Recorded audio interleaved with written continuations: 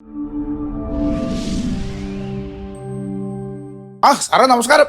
ഓ നീയായിരുന്നാ? വിചാരിച്ചു വല്ല രാഷ്ട്രീയക്കാരന്മാരെ അലവലാദികളായിരിക്കും. മെമ്പറല്ലേ ഇവിടെ? ഓ ഉണ്ട്. ആ മെമ്പറേ, ആ ബാബുവിന്റെ സൗണ്ട് ലൈറ്റ് ഞാൻ 1 മാസത്തേക്ക് ബുക്ക് ചെയ്തു. ഇലക്ഷൻ തീരുന്നവരെ ഈ സാധനം ആർക്കും കൊടുക്കലോ. ആ നന്നായി. എന്തെങ്കിലും ആവശ്യം വരുമ്പോ ഓടിച്ചെന്നാലേ കിട്ടിയില്ലെങ്കിലും ഒന്ന് ഓർത്താണ് ഫുൾ ആയിട്ട് അങ്ങ് ബുക്ക് ചെയ്തേക്കാൻ പറഞ്ഞത്. അതാണ്. പവിത്ര, പിന്നെ ഒരു കാര്യം, പൈസ എല്ലാം അഡ്വാൻസ് ആയിട്ട് വാങ്ങിച്ചോളണം. ഇലക്ഷൻ കഴിഞ്ഞാലേ മഷീട്ട് നോക്കിയ പോലെ ഇവരെയൊന്നും കാണൂല. പിന്നെ അത് കഴിഞ്ഞിട്ട് മൈക്ക് സെറ്റിന്റെ പൈസ എന്നും പറഞ്ഞ് ഇവിടെ ആരെങ്കിലും കയറി ഇറങ്ങി എന്റെ വിധം മാറും.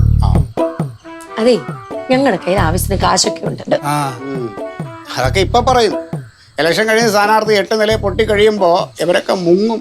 മെമ്പറേ, സിദ്ധാർത്ഥ സാറ് തോക്കാനോ? നല്ല ഫസ്റ്റ് ക്ലാസ് സ്ഥാനാർത്ഥിയാ സിദ്ധാർത്ഥ സാറ്.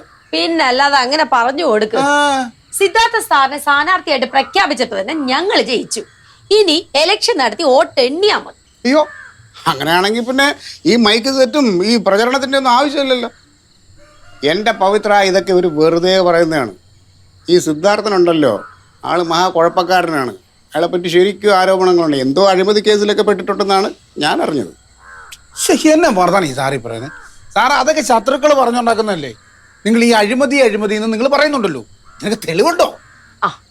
അങ്ങനെ പറഞ്ഞു കൊടുക്ക് പവിത്ര. സിദ്ധാർത്ഥ സാറിനെ വ്യക്തമായിട്ട് അറിയുന്നവരൊന്നും ഈ കഥ വിശ്വസിക്കില്ല. നമുക്ക് കാണാം. കാണാം. അല്ല, ഞാനൊരു കാര്യം ചോദിച്ചോട്ടെ, ഈ സിദ്ധാർത്ഥൻ സാറുമായിട്ട് സാറിന് തന്നെ ശരിക്കും പ്രശ്നം? സാറിന് സിദ്ധാർത്ഥ സാറുമായിട്ടല്ല പ്രശ്നം, ഞാനുമായിട്ടാണ് പ്രശ്നം. ഞാൻ ഇലക്ഷൻ പ്രചരണത്തിന് ഇറങ്ങുന്നത് സത്യമായിട്ട് ഇഷ്ടമല്ല. അതെങ്ങനെയാണ് ശരിയാകുന്നത്? മെമ്പർ ഒരു മെമ്പറല്ലേ. മെമ്പർ പ്രചരണത്തിന് ഇറങ്ങിയില്ലെങ്കിൽ പിന്നെ കാര്യങ്ങൾ എങ്ങനെ നടക്കുന്നത്? പവിത്ര, അല്ല, ഞാൻ പറയാം. ഞാൻ പ്രചരണത്തിന് ഇറങ്ങിയാലേ കറുത്തു പോവും, അതും ഈ വെയിലത്ത്. എന്നൊന്നും ഞാൻ പറഞ്ഞിട്ടില്ല പവിത്ര. ഞാൻ പറഞ്ഞത് ഈ വെയിലത്ത് ഊരുതണ്ടി ഇങ്ങനെ നടന്നാൽ എന്തെങ്കിലും അസുഖം വരൂലേ? അസുഖം വന്നാൽ ആശുപത്രിയിലാവൂലേ? ആശുപത്രിയിലായാലും ആ പൈസ ഞാനല്ലേ ചെലവാക്കേണ്ടത് ഇല്ലേ? എൻ്റെ സാറേ, അങ്ങനെ അസുഖങ്ങളൊന്നും ഉണ്ടാവുമൊന്നുമില്ല. എന്തായാലും ശരി, മെമ്പർ പ്രചരണത്തിന് ഇറങ്ങണം. മെമ്പർ ഇറങ്ങിയാലേ നമുക്ക് വോട്ട് കിട്ടുള്ളൂ. അടുത്ത പ്രശ്നം രമേശൻ സാറാണ്.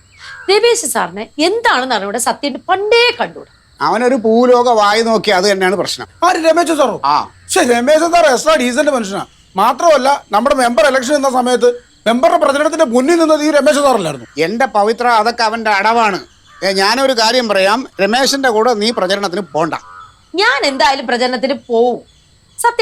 സത്യേട്ടനോട് വെയിലാണ് സ്റ്റേഷനിൽ പോണ്ടെന്ന് ഞാൻ പറഞ്ഞ സത്യേട്ടൻ പോവാതിരിക്കൂ? ഞാൻ ഡ്യൂട്ടിക്ക് പോയി കഴിഞ്ഞാലേ എനിക്ക് മാസാമാസം സർക്കാരിൽ നിന്ന് ശമ്പളം കിട്ടും.